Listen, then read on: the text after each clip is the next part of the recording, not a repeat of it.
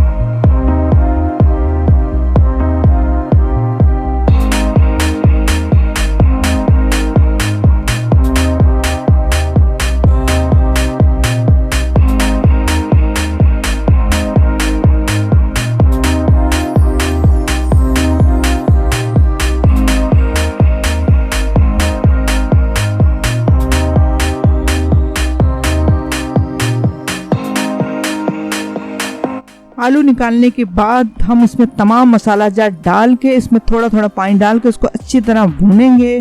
जब हमारा मसाला अच्छी तरह गोश्त में रच जाए और अच्छी तरह भून जाए तो हम उसमें 2 गिलास पानी डाल के कवर कर देंगे गोश्त के गलने तक।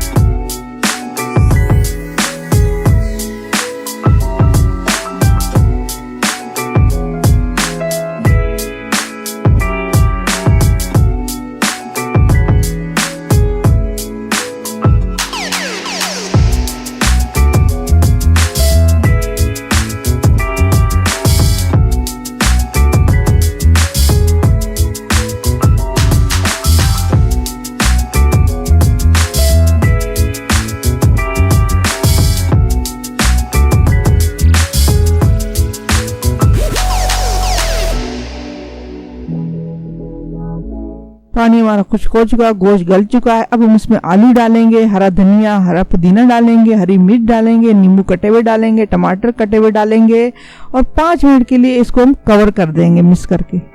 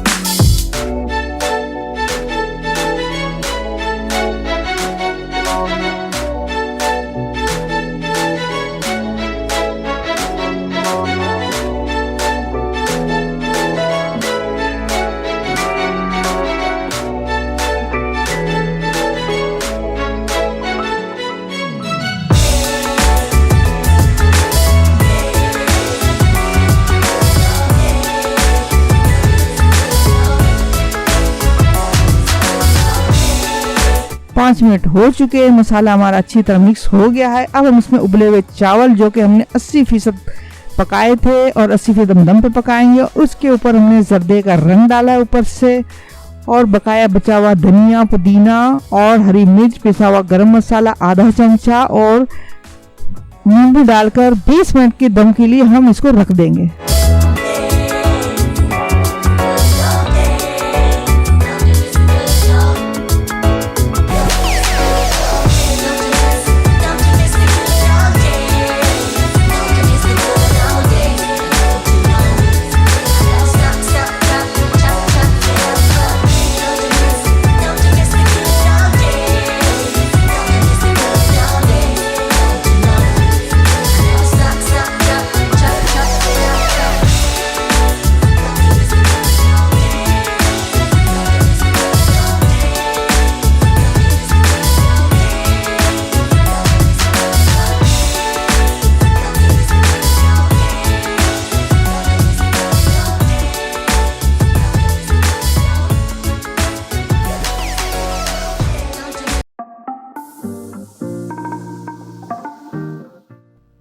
बिरयानी पककर तैयार हो चुकी है। देखें मैंने ये पेश कर दी है।